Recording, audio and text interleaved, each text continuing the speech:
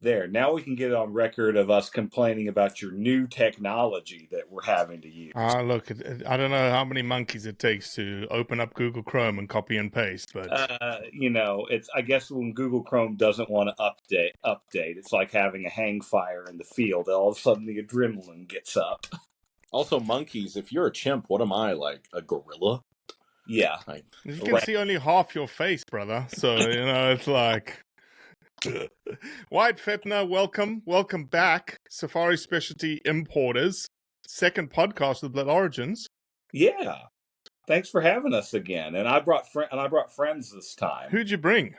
So this is Ian Bradley Johnson. He is a buddy of mine who we braved the perils of multiple Qantas airline flights to Australia recently. For a fun hunt up in the Northern Territory. And what'd you hunt? We were chasing around. There's a whole bunch of buffalo up there. Yeah, that's an awesome hunt. Yeah. It is an awesome hunt. A fantastic hunt. So, who'd you guys hunt with? Alex Yeager's a Big Country Supply. Oh, exactly. I think the Field Ethos guys are right there with them right now. They are, yeah. They are, and we're glad we went when we did because apparently it's 108 degrees in the shade up there. Oh, yeah. Nice and cool when we were there. I got to say, though, the Territory is one of the most wild places I've ever been. I mean, I had a rock python try to cuddle with me in my tent one night. I kicked a crocodile that was right in front of my tent when I had to get up to answer nature's call in the middle of the night. It was a lot of fun. And wasn't there a dingo that ran? Yeah, there was a dingo in the kitchen that I had to chase out. It was trying to get into our food. Yeah, I love it. I think it's a truly, truly wild place. I totally agree with you. It's it's very few humans, if any at all, in vast expanses of wilderness, which everyone thinks that's Africa. Unfortunately, Africa is getting to a point where there's very little of those huge wild expanses with no people, but Australia is it. I mean, I might butcher the numbers a bit, but Bonanza Valley, the concession we were on, is over 2 million acres. Oh, yeah, I can imagine. No human habitation. No roads, nothing. Mm-hmm. The only roads are the ones that Alex cuts. Yep. And, it's awesome. It's awesome. It's awesome. But welcome, Ian. Welcome to the Blood Origins podcast, then.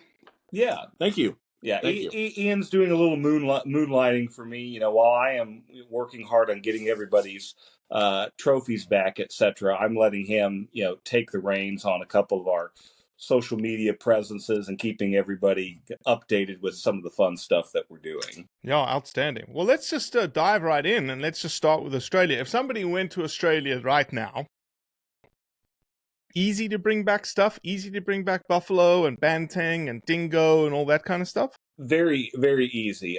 Because the animal, the buffalo especially are considered pests. There's not any real big formal export permits or hunting permits that are required. Just essentially permission from the landowners to hunt and export them. And then, we did our hunt at the beginning of October, and our own trophies have actually arrived at JFK and are clearing right now. So less than a month and a half after. Wow. Yeah, it was really funny. Last night we were sitting down with Wyatt and his wife, and my wife's in town too. And, Wyatt was giving me the news of our trophies, finally clearing. And I was like, oh, Mallory, that wall you were complaining we don't have any sort of artwork on? Problem solved. Yeah, exactly. Buffalo. I wish, my wife is definitely not that way. And I should have used you guys because it took me 4 years to get my buffalo. Well, that was before you knew us. So, yes, that's right. And it was COVID, and freight prices went. I was like at one point triple freight prices to get out of Brisbane. So, yeah. Anyway, it was worth more than the hunt was to actually get it 100%. 100%. Well, what about banteng though? So banteng, and this is an important distinction to make because I had to go to war with a particular Fish and Wildlife officer who didn't know his own rules and regulations. It's always fun when you have to send government officials their own rules. Officially, worldwide, bantang are listed as CITES 1 and highly endangered, except for the population in Australia. And all that is required to bring those into the United States is, once again, a landowner's permission form to hunt the bantang, because those are, Australia considers them as livestock there. So they do not require any CITES paperwork or permits to bring into the United States. Okay. So next example, a friend of yours is going to New Zealand in 12 days. Yes. And hint, hint, nudge, nudge. And was fortunate enough to have a tar there. I've got a tar skin, flat skin, and skull. Mm-hmm. And I'm in the position that I can bring it back myself. Correct. Is that possible? It is possible. Each port of entry in the U.S. has their own customs office, their own fish and wildlife office, and each is going to have their own flavor on how to do things. There are some set general rules and what is required, and for our the friend that this is going to happen for, I will shoot an email with all those details and outlines to you. But at a high level, you are going to come in with the trophy. You are going to have copies of the paperwork from New Zealand stating that you hunted it, your export permit, a health certificate showing the skin was treated, etc., and meets USDA health requirements. And you are going to take that paperwork when you arrive to your customs officials and to the Fish and Wildlife Office at your port of entry, and they will then process those to clear it and issue you a customs 3177 declaration. So, amazing. Possible. Can there be some hiccups that show up depending upon who you run into the office that day? Yes, but we'll be available to help out, smooth any of those out. And then for regular folks who are not being able to carry it back, we handle that whole process directly so that there are no hiccups and it's a smooth process. Yeah, 100%.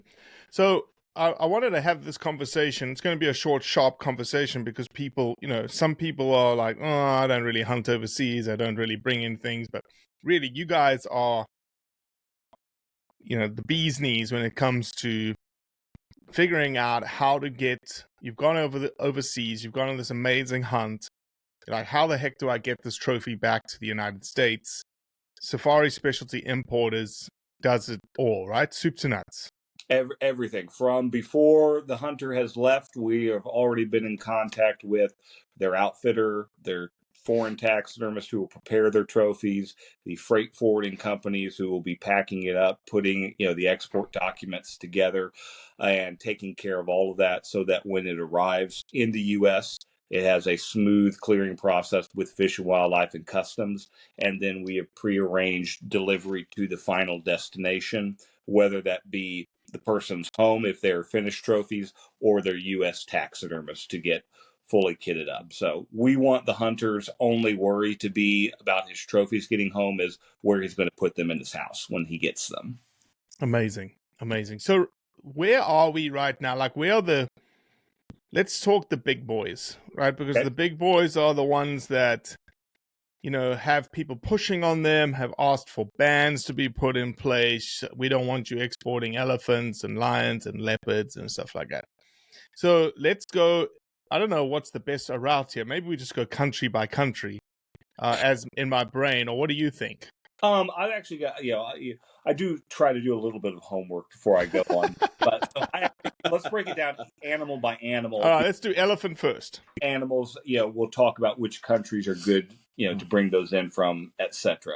And, it's because of, a lot of the work folks like you, Robbie, and the rest of the hunting world is doing on educating hunters and then going out and getting that hard scientific data that is allowing Fish and Wildlife and members of the CITES convention to understand how conservation and hunting fit together in that tool to allow these permits to start. I will interject and say and give a big shout out to somebody that typically operates way behind the scenes.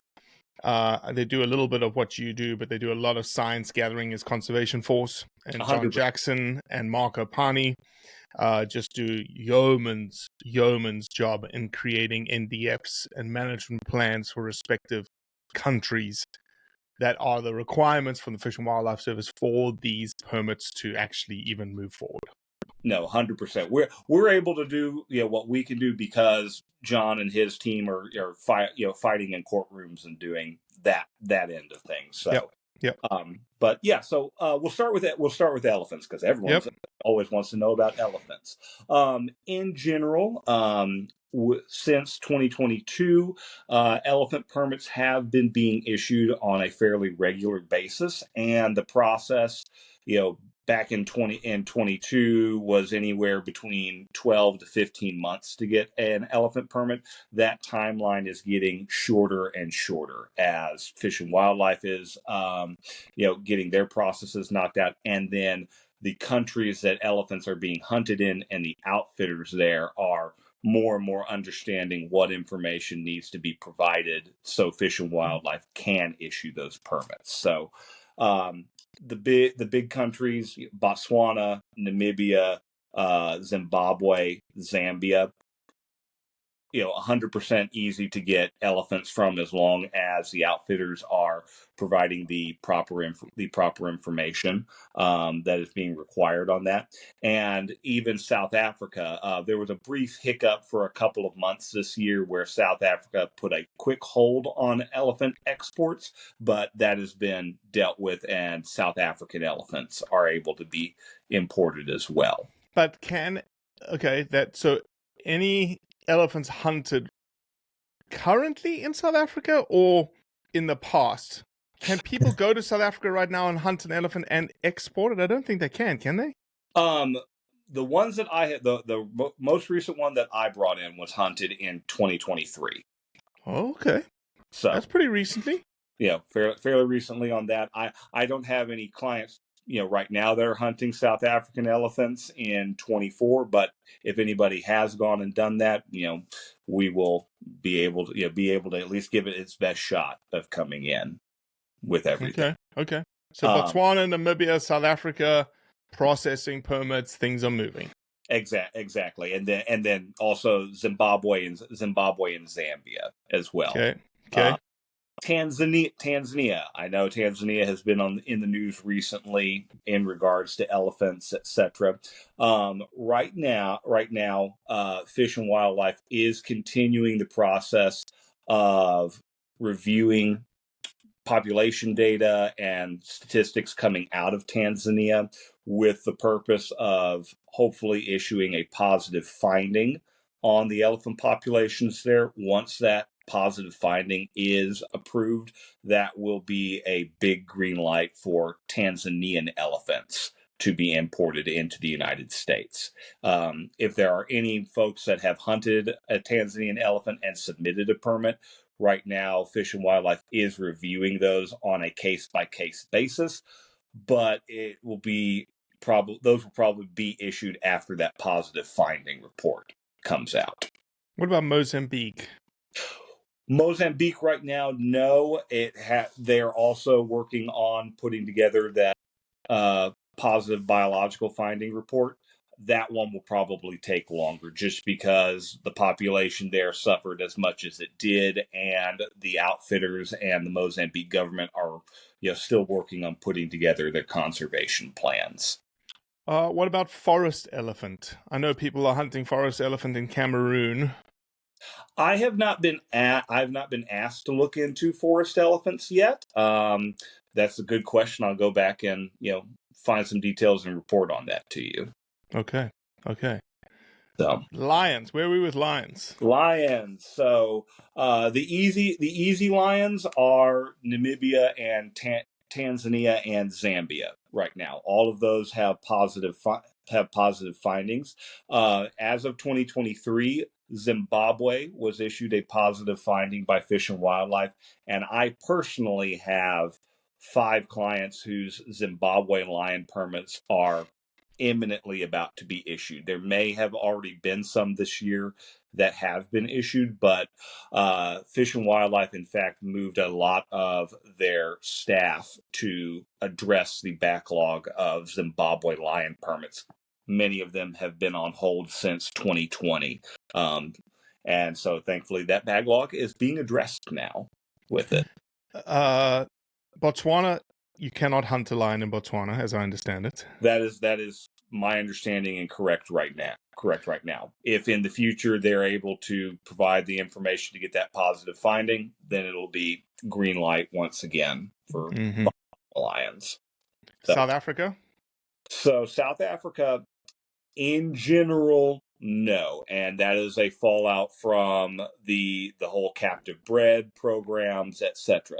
However, there are small, wild managed populations of lions in South Africa, and if a lion is taken from those populations with the proper documentation, those can be imported into the United States. I have brought 2 lions, wild managed lions from South Africa in.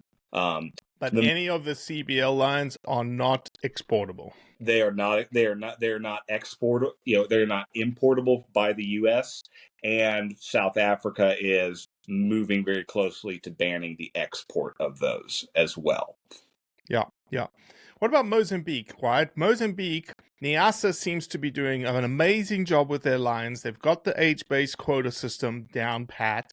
They've worked with Colleen Begg. All the outfitters, I wouldn't say all, 99% of the outfitters are on board. The ones that aren't are being chastised. They seem to be doing it all right. They're being brought into the fold, and as of 2023, Fish and Wildlife issued a positive finding specifically for lions out of the Niassa region. We're working on a couple of those, and those should be approved in the near future. Outstanding. Leopards. Let's talk leopards next. Leopards across the board are the easiest CITES animal to bring in from Africa. Why is that? Because there are, the countries that you're doing the majority of your leopard hunts in, have the populations. I remember I was in Tanzania in 21, in the Rungwe West area, and we had on camera in 14 days 22 separate shootable leopards. So anyone that's saying that there aren't leopards out there or they're endangered, they're looking in the wrong places, because there's plenty of leopards out there. But the countries that you are doing those hunts in have the management plans in place. Fish and Wildlife understands through CITES that, they're good, viable populations. So it's just a simple matter of getting the information from that specific hunt, submitting the application, and generally we are seeing leopard permits turn around anywhere between 3 to 6 months. Jeez, really? So if you're looking, nothing out of South Africa though, as well though. No, there are no leopards in South Africa. Come on, shit. I saw one the last time I was there. It's crazy. No, it's crazy that leopards are so easy to export and import everywhere in Africa except South Africa. It's just weird. What do we know? What the history there is? That would be a deep dive into the South African government. Okay. On that, so you could probably speak better to that than I could with it. Yeah. Okay, well that's great. Elephants, lions, leopards. It seems like everything's trending in the right directions. Everything's super positive. Yep, it is. And then one more thing, because this was big, is the argalis. We're moving out of Africa. We're going now into Asia.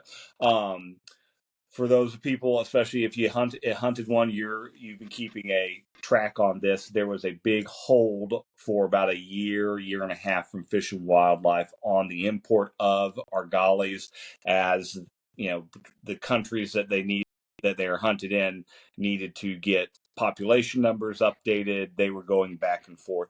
That hold has been removed, and Fish and Wildlife is approving argali permits. They are doing it in order of country. Right now, they are focusing on the Mongolia Argali permits, and once those are done, they will move to the pending Tajikistan permits, and then finally Kazakhstan. Wow, that's awesome news too.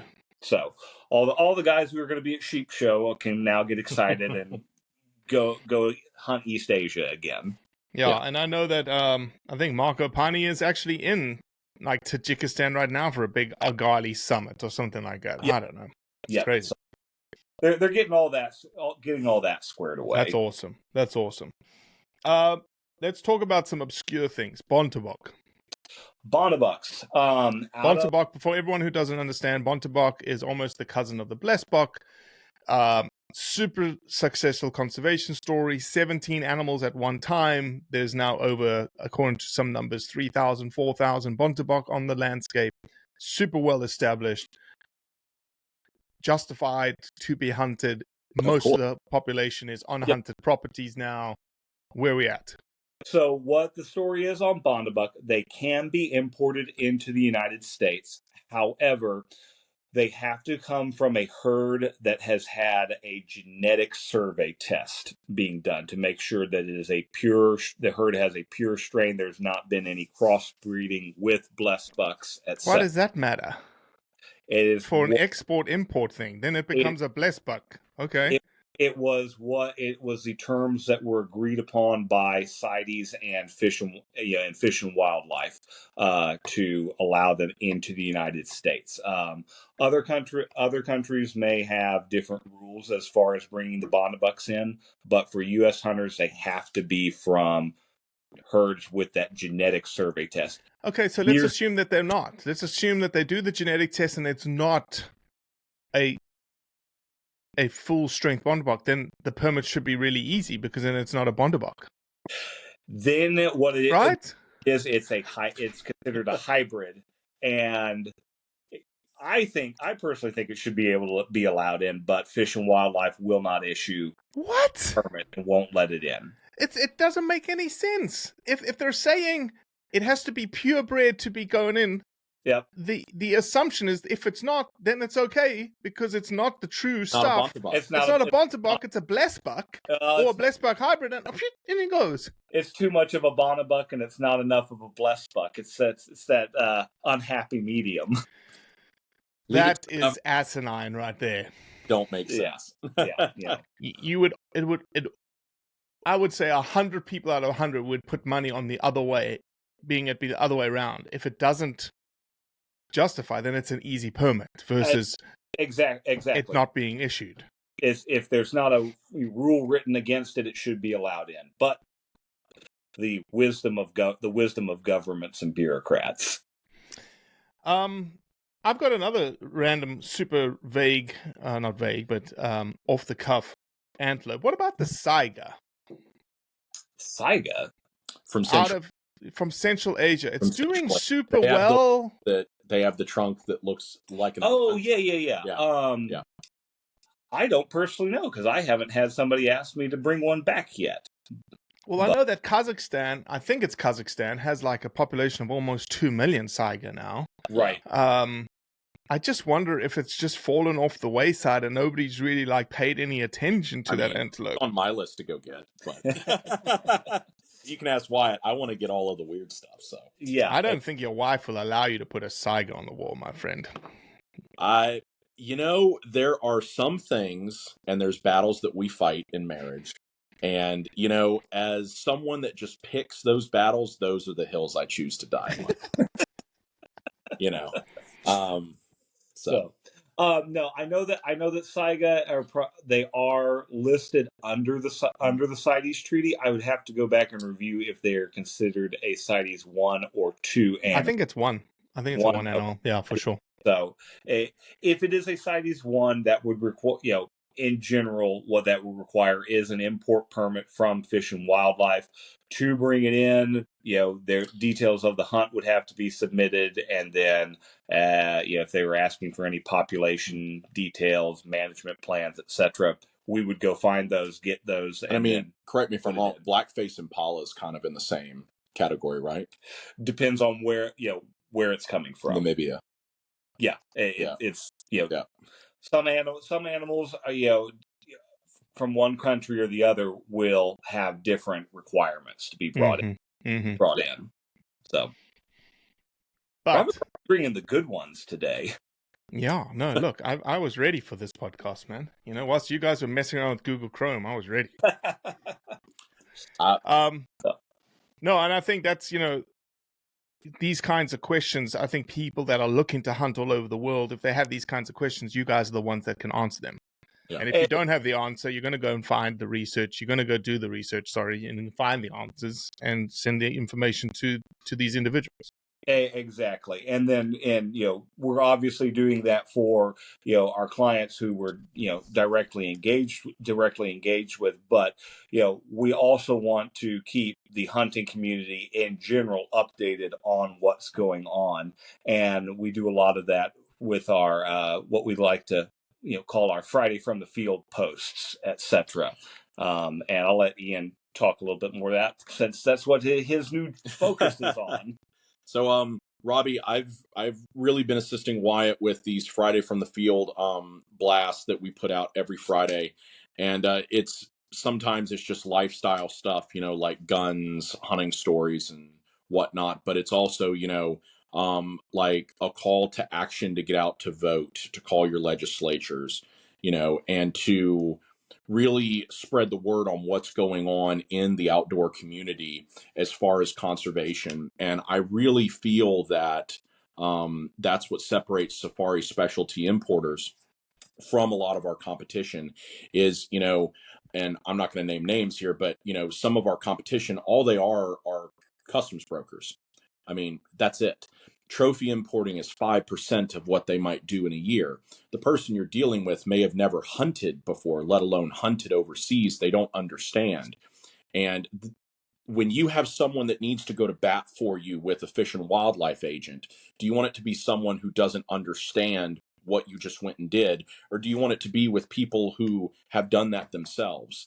And in addition to, owning our own warehouse that is bonded, that people don't have to pay storage fees at, it's really an all-around package of you're dealing with people who are invested in the hunting and conservation model, and you're dealing with people who are going to fight to get your trophies home. So brilliant. Love it. Short, sharp, and to the point. Where can people find more information about Safari Specialty Importers? Definitely. You can visit us at our website, which is safarispecialtyimporters.com. You can see all of our services and everything we do there. And you can also, off the website, read our Friday from the Field posts, and then also sign up for them there if you want to follow along with the great adventures of dealing with government paperwork, but then occasionally getting to do some fun things as well. Yes. Perfect. Well, Wyatt, always a pleasure. Always love talking to my man, Ian. Keep him on the straight and narrow, okay? Between the ditches. I try. All right, boys. Thank you. Thanks, Robbie. We appreciate it.